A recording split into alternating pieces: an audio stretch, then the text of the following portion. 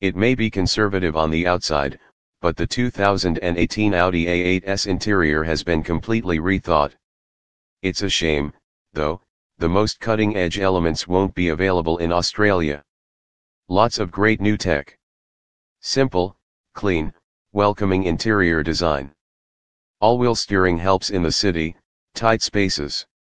Conservative exterior. AI and related tech missing from Aussie models. For all the exciting new technology it can be fitted with, the 2018 Audi A8 is not quite the revolution in terms of design we had hoped. Pleasant, and handsome, the 5th generation A8 has a few design flourishes from the prologue concepts, such as the flatter, wider single-frame grille, full-width tail lights, and the ever-so-subtle humps over the wheel arches, but overall the design remains conservative. Perhaps that's just what the target market wants. Unlike previous generations, the new A8 doesn't feature a body shell primarily constructed out of aluminium. Instead, there's a mix of carbon fiber, aluminium, magnesium, and high-strength steel. With the interior, Audi's designers have been given a freer hand to break away from the past. The lines are clean, simple, and modern, and the detailing and acres of soft, plush leather are surprisingly inviting. With a dual touchscreen setup in the middle of the dashboard, Audi has bid to choose to the knob and dial MMI interface that have graced the last several generations of its products. There's an upper touchscreen for entertainment, infotainment, and navigation systems, while the lower screen is primarily used for the climate control system and data entry via either an on-screen keyboard or handwriting recognition. A built-in haptic feedback system gives a very light jolt whenever you run your hands over, or deliberately press an on-screen button. When parked or positioned in the passenger's seat, the new setup is a joy to behold and use. On the move, though, it's still easier to blindly operate a suite of physical dials and switches while keeping your eyes on the road. Also, be prepared to keep to a cleaning cloth handy because the screens, especially the upper unit, flaunt fingerprint oil and smudges like the latest Instagram trend. In a way, the new MMI system shepherds you towards the natural language voice recognition system and the steering wheel buttons that are used in concert with the instrument panel, replacing virtual cockpit screen, which has been given a resolution bump. Australian-bound A8 models will miss out on some of the car's headline tech features, including Level 3 autonomous driving, AI active suspension, and remote parking functionality. Aussie A8s will still be available with a host of new tech features, though.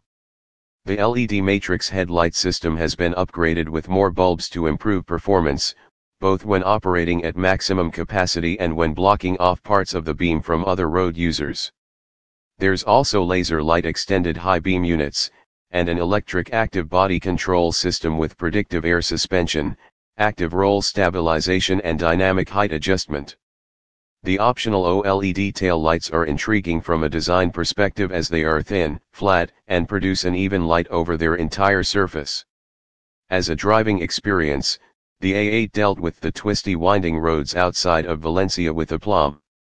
The MLB platform means the longitudinally mounted engine hangs slightly ahead of the front axle, but at moderately vigorous speeds, this never seemed to be an issue. The optional all-wheel steering system makes the A8 a much more manageable beast in the city and in tight spaces.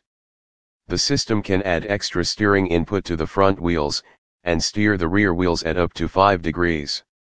At low speeds, the rear wheels are typically turned in opposition to the front wheels, which reduces the turning circle by around a meter to 11.4 m on the standard wheelbase model, and 11.8 m on the LWB. Equipped with all-wheel steering, the A8 displayed a surprising amount of agility and nimbleness. Perhaps the greatest impediment to the A8's ability to chew up mountain switchbacks is its width. Until scientists figure out the secrets of the TARDIS, that's one thing A8 drivers will just have to put up with. The 250 kW/500 Nm 3.0-liter turbocharged V6 petrol model, 55 TFSI, we drove at launch had more than sufficient grunt to ascend mountains with ease. And the 8-speed automatic transmission was eager to hold onto gears as we descended back to sea level. There's also a 210 kW/600 Nm 3.0-liter turbocharged V6 turbo diesel variant, 50 TDI. Although the initial engine range for Australia is still to be confirmed, these two engines are the most likely starters.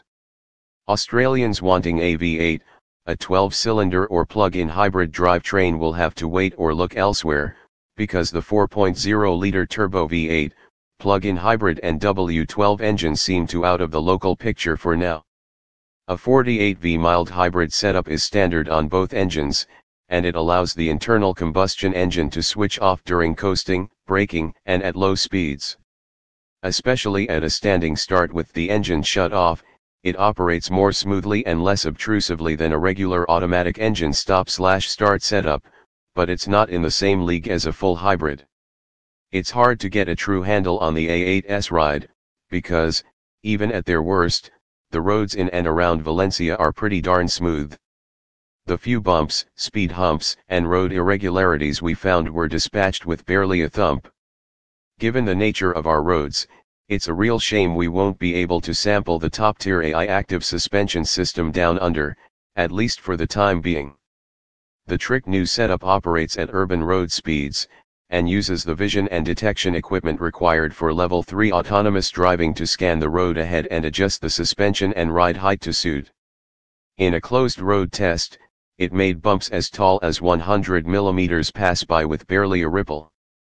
The A8 models we tried were 4-passenger variants with individual sliding, reclining, massaging, heated and cooled rear seats. Set to a relaxing massage, it's easy enough to drift off even when the driver is hustling the A8 along at a decent clip. Owners who prefer to be driven should opt for the detachable Android entertainment tablets mounted on the front seat backs, and the touch-screen controller for the climate control and infotainment systems. One would never criticize the standard wheelbase model, at 5,172 mm in length and riding on 2,998 mm wheelbase, for lacking interior space, but the long wheelbase model adds an extra 130 mm all to the benefit of those sitting in the rear. There's no doubt the A8 is a good steer, and an impressive feat of engineering. It's a real shame of the most cutting-edge elements won't be making the trip down under, for now. Anyone wanting Level 3 self-driving and its related features will just have to wait and hope, or use their power and influence to lean on the powers that be. The new Audi A8 arrives in Australia from the middle of 2018 in both short and long wheelbase formats. Pricing and final specifications have yet to be announced.